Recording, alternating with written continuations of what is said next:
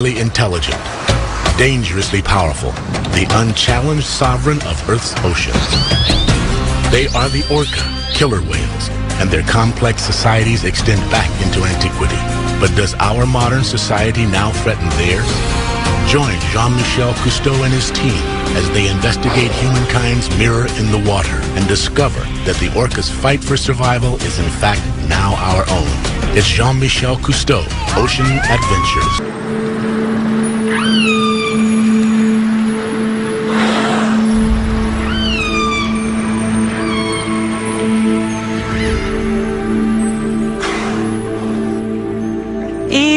She was a wonderful whale.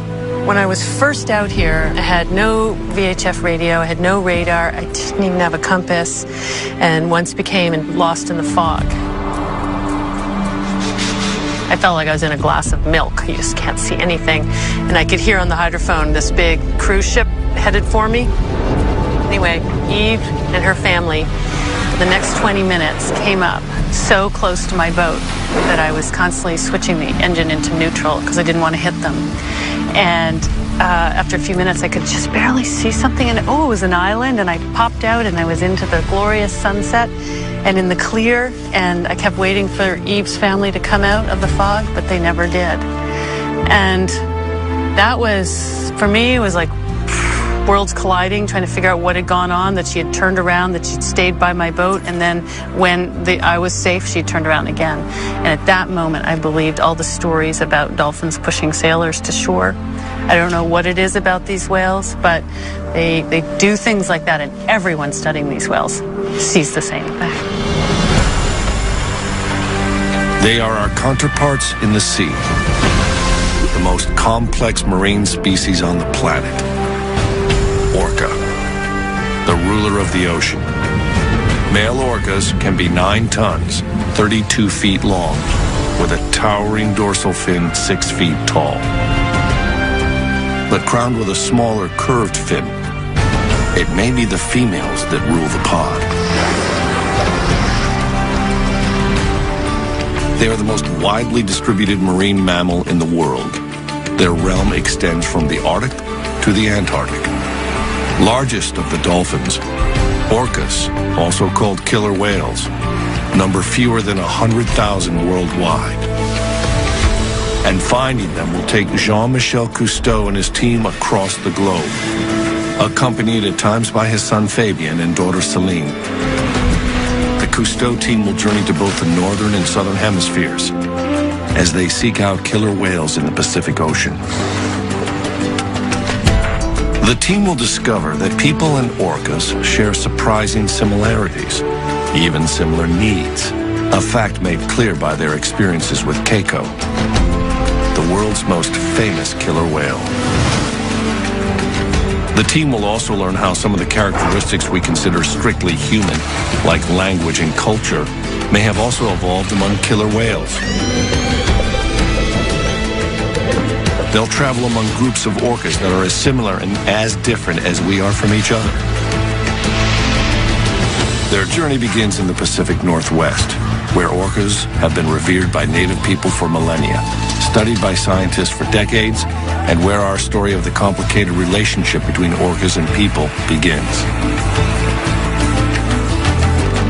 What we're trying to do is to make the connection between humans and nature, comparing humans and orcas. They are the dominant species in the ocean. We are the dominant species on land. And we all depend on the same thing. The killer whale, the orca, is such a powerful animal in terms of its appeal to people. It captivates the imagination because we know that they're large dolphins and they're very intelligent. They live in very social groups, much like our own. John Ford is a pioneer in orca acoustics, the first scientist to identify dialects in their calls and to change our beliefs. Even though I've only been involved studying orcas for around 30 years, things have changed so drastically in our attitude towards this incredible animal. The attitude at that time was that these were dangerous animals, a threat to people, a threat to the livelihood of fishermen. And I was caught up in that. When I was young, growing up on Vancouver Island here, we'd go out fishing and a group of orcas would go by and we would be terrified if they swam under the boat, because that was the feeling that these were dangerous animals. On our coast in the mid-1960s to mid-1970s, there was a live capture fishery for orcas, and they were sent to aquariums all over the world. I actually got a job at the Vancouver Aquarium and soon became a whale trainer in the early 70s, and got to know them in that context, and they were fascinating animals, of course. Even then it was quite controversial holding them in captivity, but I realized we had so much to learn from them. Orcas have very large, complex brains, and when I first caught sight of an orca brain, which was in a jar on a shelf in a lab, I was really quite amazed. So the first question that came to me was, what does this whale do with that brain? Still the question I'm asking. That was 40 years ago, and you worked with some animals in captivity? So 1967. Behavioral research with an orca named Skana at the Vancouver Aquarium, and they wanted somebody to study the whale. What did you learn from her?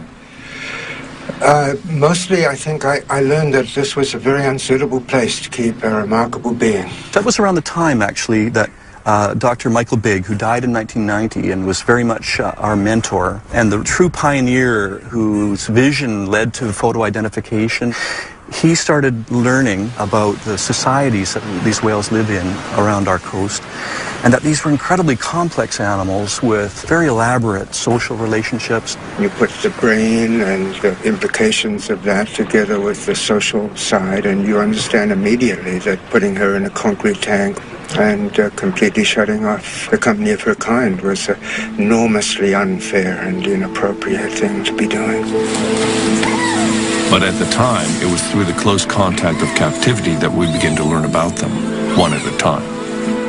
The story of one whale in particular, named Keiko, stirred our passion and raised enduring questions about captivity. Keiko was captured in 1979 in Iceland and became one of the 136 orcas taken into captivity since 1961.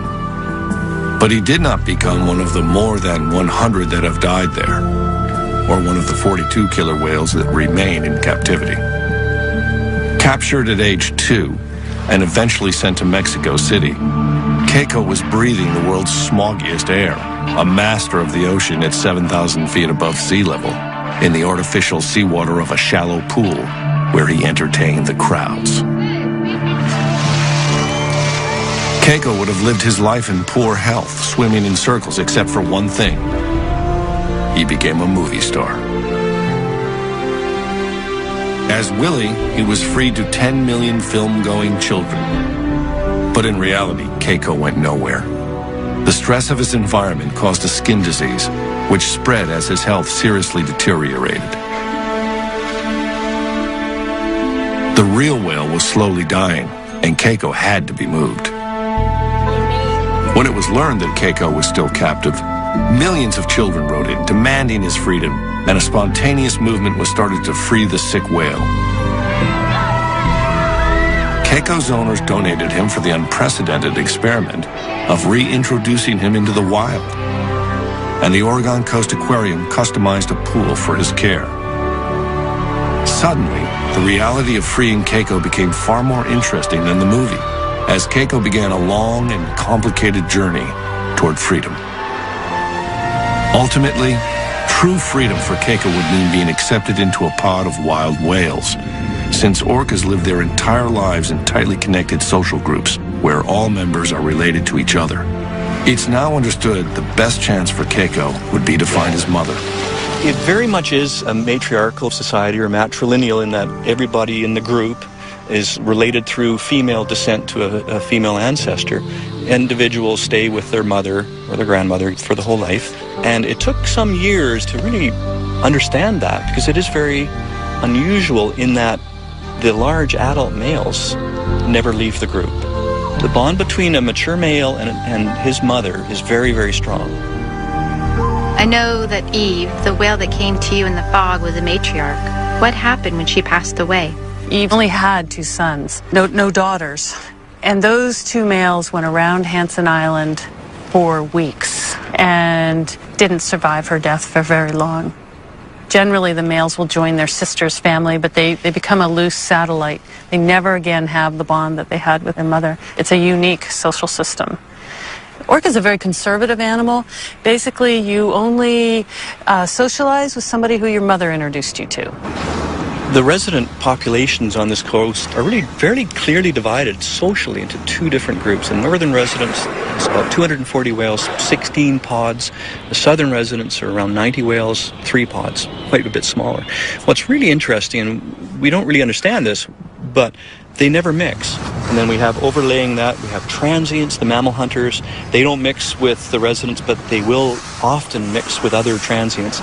And then occasionally we have these offshore whales, and they don't mix with these others either. So we have these whales that in many ways are just focused on their very familiar neighboring groups that are of the same lifestyle. It's a pattern strangely familiar, much like human tribes, existing near each other but separate, with languages and behaviors learned and passed on over generations. We define it as culture, and for both humans and orcas, different cultures exist among the same species. That was beautiful. Did you get that, Carrie? Yeah, I think so. That was amazing. See, I told you those 2 boys, huh? And they both did that. Yeah, They both did.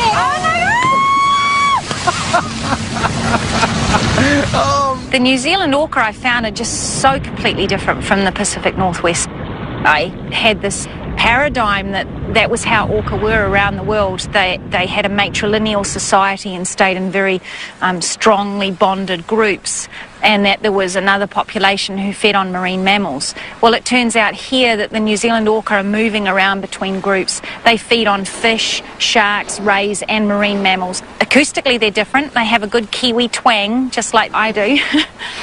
And it looks like they're moving big distances compared to the animals up there. I've got them travelling an average of 100 to 150 kilometres a day. And I think that's one of the things that fascinates me about orca is the different cultures. Even though they're in similar habitats, they're just so completely different. Orcas have been stable in these social groups that we're looking at now for literally thousands of years. If you look at the society and understand that this has evolved over a very long period of time, you realize that you're looking at a successful society. The wild pod. The challenge for him would be enormous, since strong social bonds may actually define what it means to be an orca. At the time, no one knew how to free a captive orca. It was a new frontier to trainers like Steve Clausen and to Jean-Michel, who became involved in the effort and who saw Keiko as a symbol of more than just one whale. Curator Nolan Harvey knew how far Keiko was from a wild orca. We're trying to teach Keiko to not only work for us within this pool so we can take better care of him, but we need to let him become a killer whale again. We need to untrain him. Our goal all along has been to give him control of his life. We're an active part of it, especially since he is here by himself. But the idea is to let him start making those decisions on what he wants to do, when he wants to do it. Where previously, anytime he did anything, it was because somebody asked for it. Even with vastly improved conditions, Keiko continued to demonstrate his frustration from living in an artificial environment. He expressed his stress in Mexico by gnawing the concrete pool, damaging his teeth, and it continued in Oregon on his favorite rock. A decision was made to cover it in order to discourage the behavior and to protect the teeth of the ocean's greatest predator.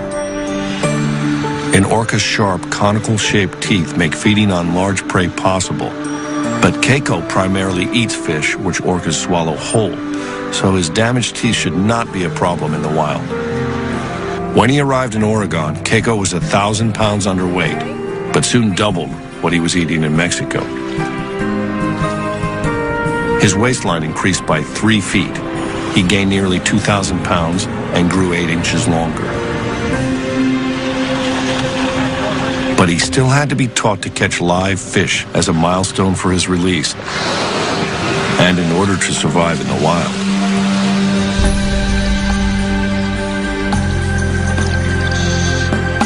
Accustomed to only dead fish, at first he treated the live meal like a toy. Surrounded by walls, Keiko had never been observed using echolocation in captivity, and to a wild killer whale, it's a fundamental skill. The whale's hearing spectrum is many times ours. Their sensitivity is incredible. They see with sound, so when they're finding food, they use their echolocation. They make sounds, they get echoes, and they can turn that into a mental three-dimensional image somehow.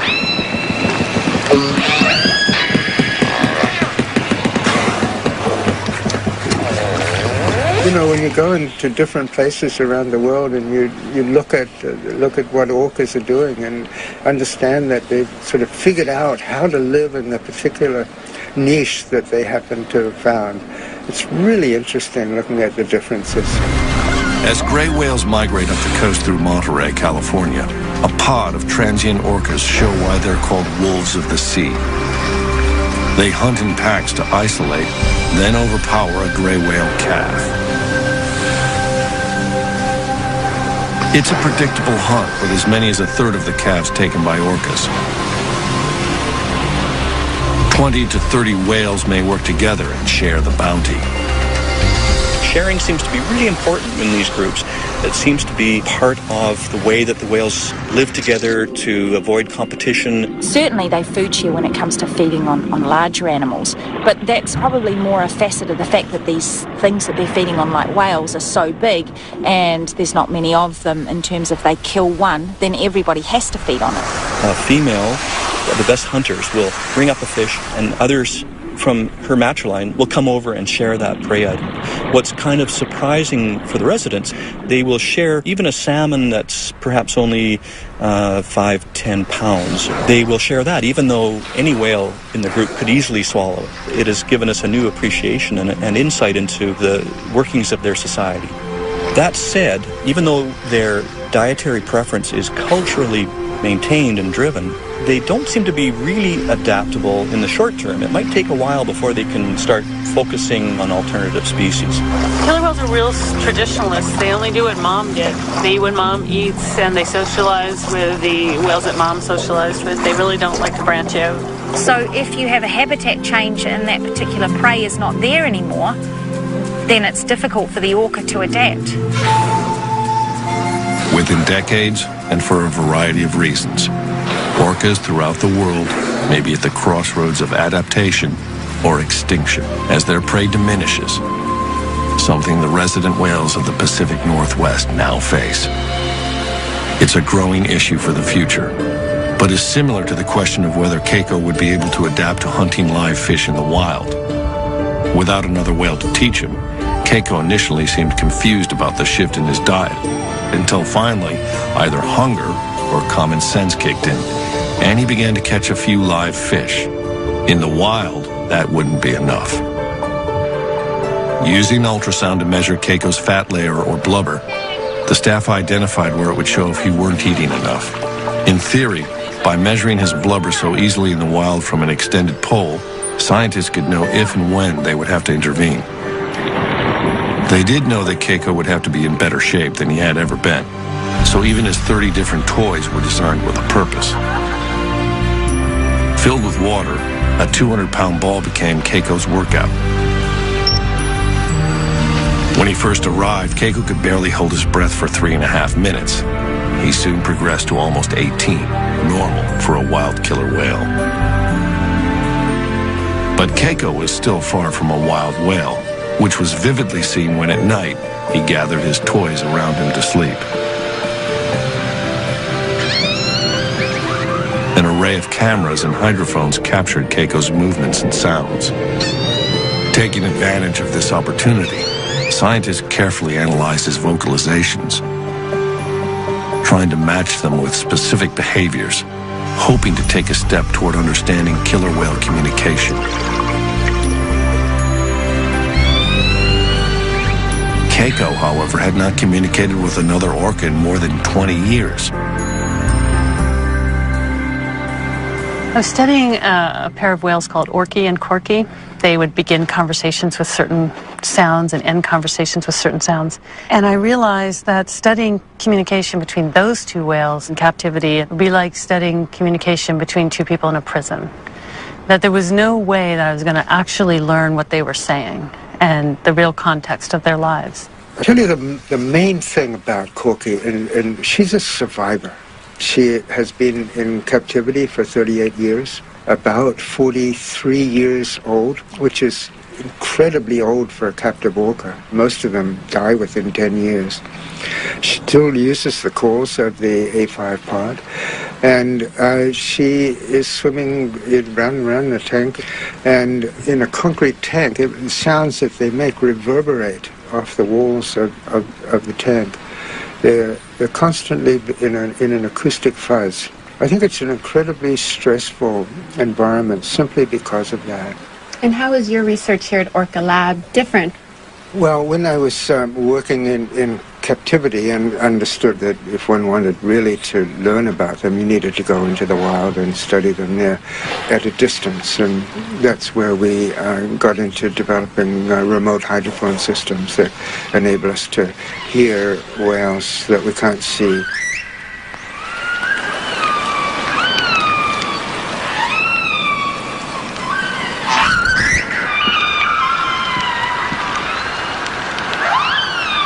We have a network of hydrophones, covers about 50 square kilometers of the area around us, and we have speakers all over the place. We're listening to all of them all of the time, 24/7, 365.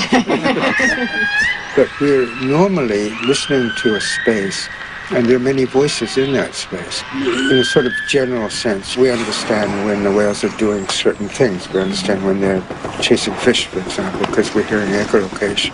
We understand when they're resting, because they make these really sort of low-energy calls.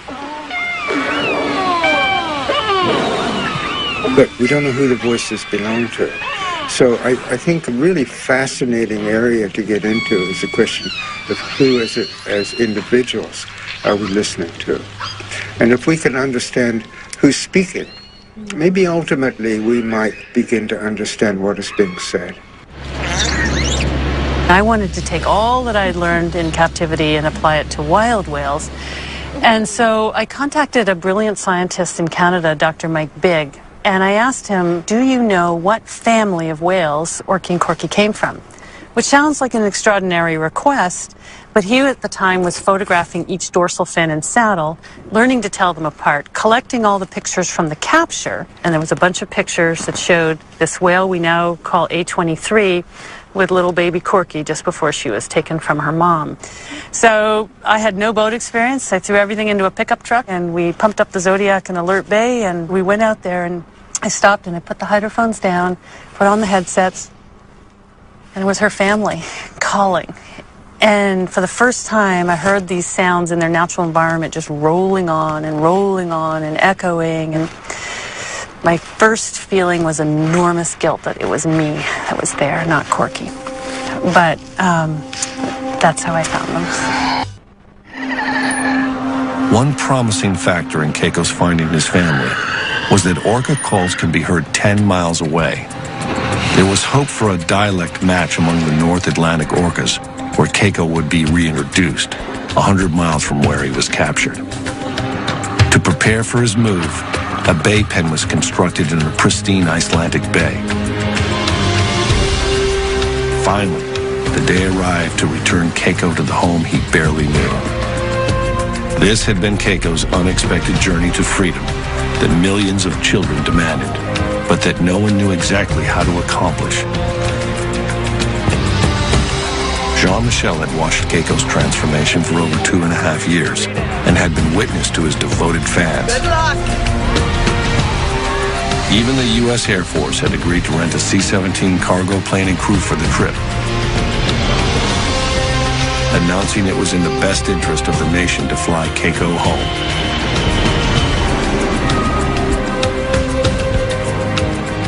He was covered in ointment for the flight to protect his skin from drying. After 15 anxious hours out of his element, Keiko was at last returned to the cold ocean waters of his birth. It was seen as the first step to restoring what had been taken away when he was captured. Keiko would first have to acclimate inside the confines of the Bay pen.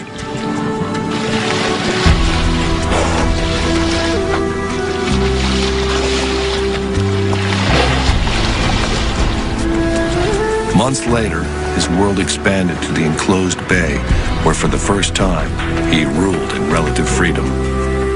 It was Keiko's first chance at a small piece of the wild. Not since he was 2 years old had he experienced the sights and especially the complexity of sounds of a natural ocean environment.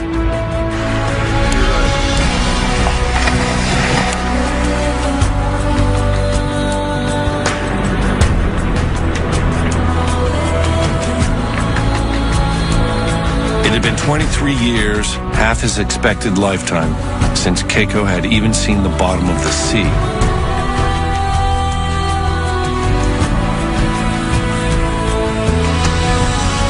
Keiko's world was gradually expanding, and for the next step, a satellite tag was attached to his rare flopped dorsal fin in order to follow him at sea.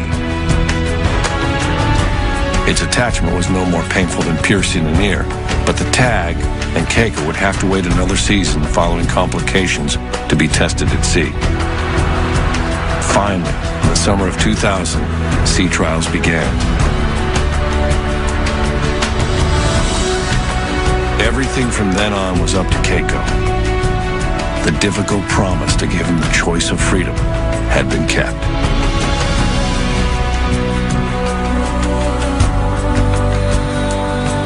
Then at last, Keiko was within feet of wild killer whales.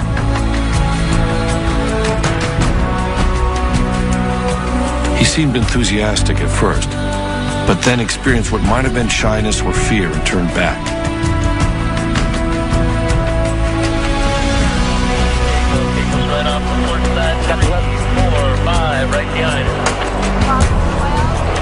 Later encounters looked aggressive, and Keiko continued to seek the shelter of the boat. Right there, Chad. Right there. Of course, it's speed model. Over 3 summers, Keiko continued to approach passing whales, spending more time with them, possibly learning their ways. Then in 2002, after watching a pod feed on herring, he simply swam away in the proximity of whales. For over 2 months, Keiko was tracked by satellite. His course revealed no details about his experiences in the wild, but he emerged 1,000 miles away, sufficiently fed and unscathed. An enormous success.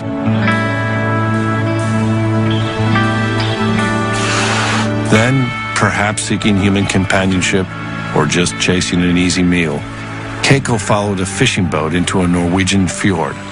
Keiko was still alone, but he was welcomed by enchanted children who must have felt they already knew him.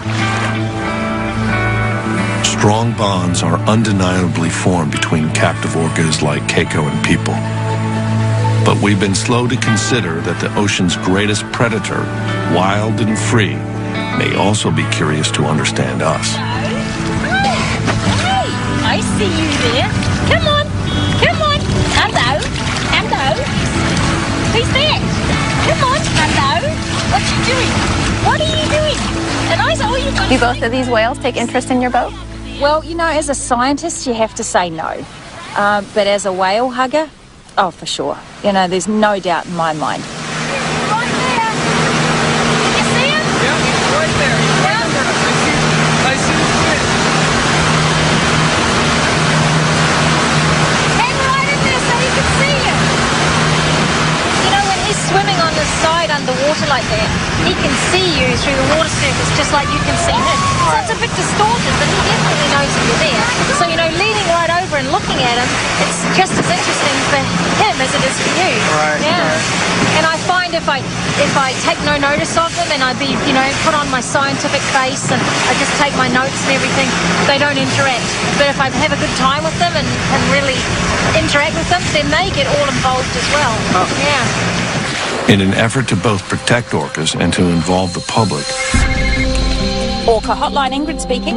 Ingrid founded the Orca Project Hotline. Oh, that's fantastic news. And so what direction were they going when you saw them? Her nationally advertised number rings with reports of orca sightings and strandings, like that of the whale she named Ben. Oh, Ben. He stranded in 1997, and I knew him before the stranding, but when you're involved with an animal at that sort of level, there's just something about it, you know, and they look you in the eye and they're at your mercy to rescue them. And with Ben, we had an overnight ordeal, and then we rescued him, and the next day he was back with another group of orca, which was just incredible.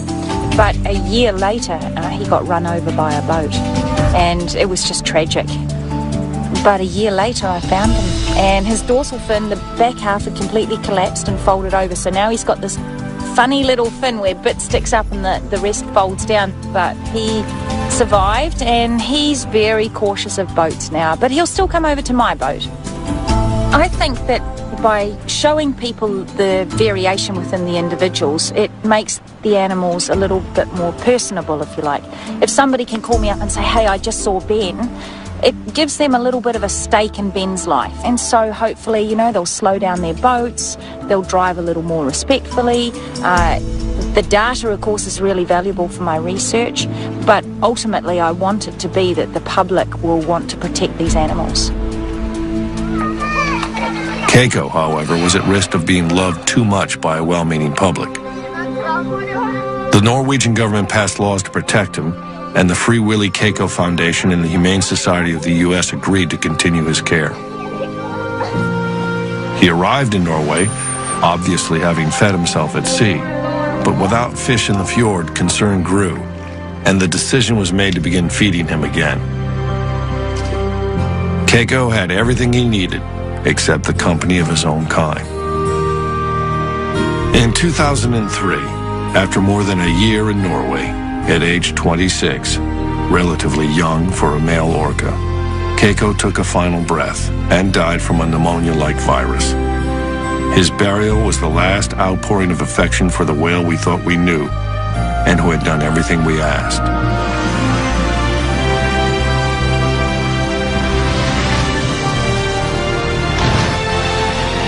Keiko was the whale we had forever changed.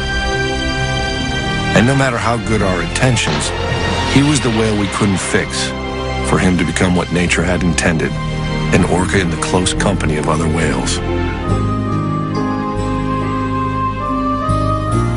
It wasn't possible, even for the world's most loved, most famous whale. I think it would be quite impossible for anybody to propose capturing an orca, at least in North American waters at this point. So I think in that sense we've come quite a long way in terms of public attitudes. In terms of what we understand about orcas, we've also come a long way. I think at this point we understand enough about orca society to realize that this is complex and remarkable and fascinating. And we don't have the whole story yet, but what we do understand is really, really interesting. The debate about returning captive orcas to the wild and keeping them in captivity continues passionately, especially as we learn more about them, and continue to discover that there may be few other species more like ourselves. There do still remain countries tolerant of capturing orcas, but in most of the world, any up-close, hands-on contact comes when a whale ends up on the beach, stranded. Ingrid Visser is again changing what we know. You know, there was a lot of controversy, and there still is, about saving stranded whales and dolphins.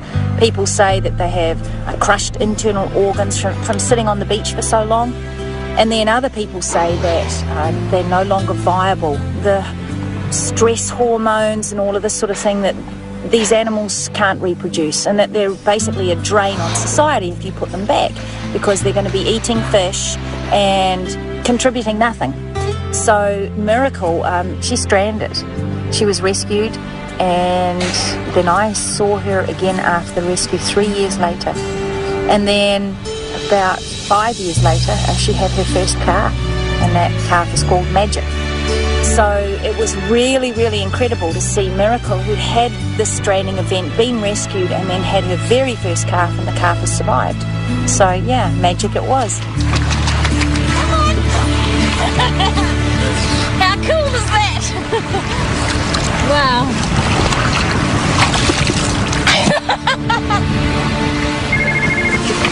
Orca hotline, Ingrid speaking.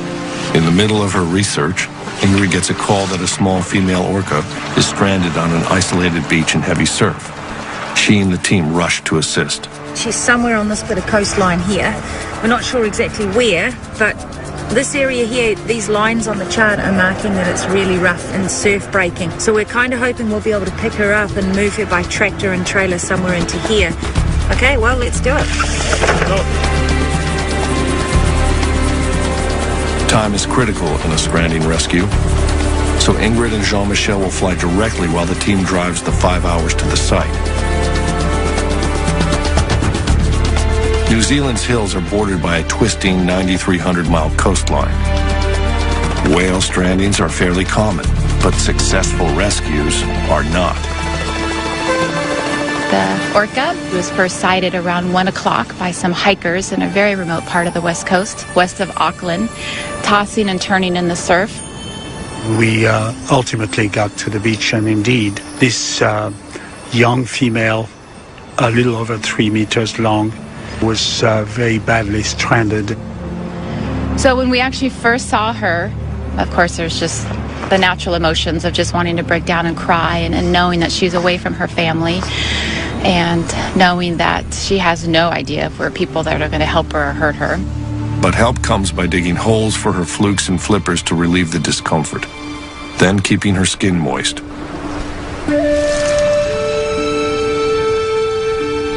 She was probably not alone, struggling in the surf, and another whale may have tried to pull her back to sea, judging from the marks raked across her tailstock. Ingrid names her Reiki.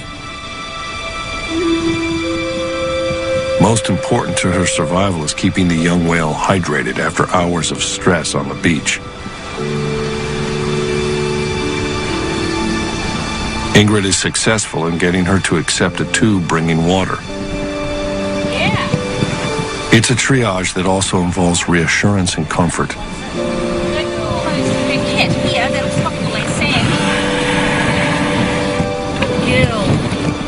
Even with expert care under changing conditions, it's believed that an orca can survive only about 24 hours out of water. Hopefully, she'll be okay, and hopefully reunited with her pod. She's a young female, needs her family. We're very, very anxious to see her back in the ocean, in her world. We moved the animal just right up above this tiny little town where there is a facility where we could pull the truck and the trailer right next to a freshwater source. So we had a hose where we could water her down, and we had an ongoing watch throughout the night. But finally, by 4 a.m., we knew it was time for Ingrid and Carl and the team to discuss what the options were to get her back into the water. Where is her family? Carl and I have done orca strandings before, where 2 hours after we released the orca, it met up with its family. So it can be a long way away, and the animals will return if they hear her, but they won't be able to hear her calling if she's inside here over the bar with the surf. But then if we take her to the other coast, it's 100% guaranteed she won't find her family immediately. That's the worst con for both scenarios, is that where is her family? I defer to you more often than not, biological, in terms of your knowledge of the animals. In terms of running operation, staying here and releasing here is, as you can appreciate, by far it's the much most appropriate thing to do. It is definitely, but for her, I think it's better to have her on the other coast. And she knows very well that pods here off the North Island will visit the west and east coast frequently. So she felt confident putting this animal in the east side of the country, that there is a very good chance that this young whale will hook up with her family in the near future. A decision is made to move Reiki to the east coast, and the team prepares for what must be done to save the whale. For the heart monitor, we put it on early in the morning, and Ingrid wanted to keep track of her heartbeat throughout the rest of her time on the flatbed. It's becoming clear to the team that a positive outcome for the rescue is not guaranteed. Let's go, Cal.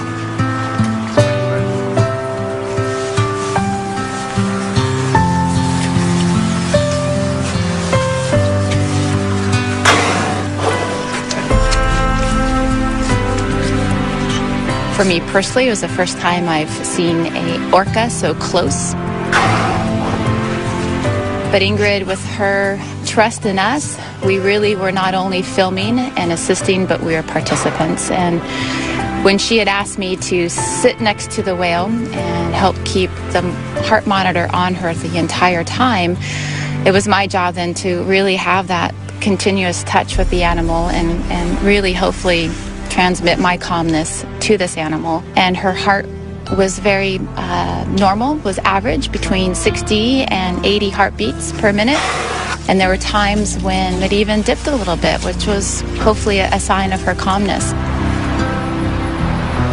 And so an unusual procession moved through New Zealand's largest city. So we drove right through the heart of Auckland, 90 minutes through town, with a moment of just sitting there thinking, I'm with a whale. I'm sitting here with a whale. We finally arrive over the east side and pull into the harbor and the ramp. We're about to put the animal in the water, and there's well over 100 plus people cheering as we drive up.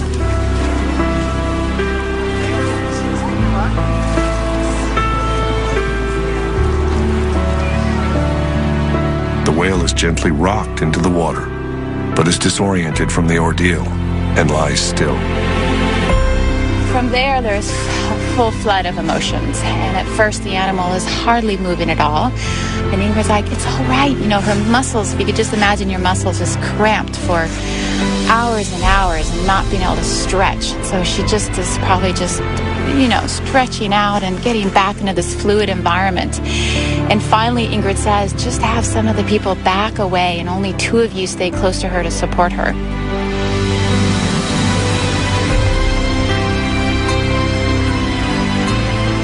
Sure enough, as soon as 3 people backed away from the animal, Carl and one of his staff were right by the head. She just gives a big kick of her tail, and you just see the movement in her dorsal fin just slice through the water as she slowly travels out in the deeper water. We've heard the stories of dolphins pushing people in need back to shore, and now this team has carried a young whale back to the sea with a chance at life. Perhaps orcas and people share an additional trait, the ability to care for another species, including each other. In our complicated relationship with nature, it may be a bond unlike any other. I think I've only just begun to scratch the surface with these guys. Pretty much every time I go out, I see something new or interesting, and I just wish I knew so much more about them. Just the real basics, like where do they go when I don't know where they are? What are they saying to each other? How do they teach the young ones how to catch things? And what happens to them when they're naughty? And just, yeah, fun stuff like that as well. And then on the science side of things, how are they impacted by pollution in the marine environment? What sort of things can we do to protect their habitat? If you teach people about these animals, they're going to understand them better. And if they understand them better, they're going to love them more. And if they love them more, then, yeah, they're going to look after them, I hope. For a long time, it stumped me. People go, why do we need the whales? Why do we need the whales? And, you know, in truth, why do I need my earlobe? You know, why do I need any specific part of my body? Because it's part of the whole. And you can live without parts, but it's a degraded existence because it's all knitted together.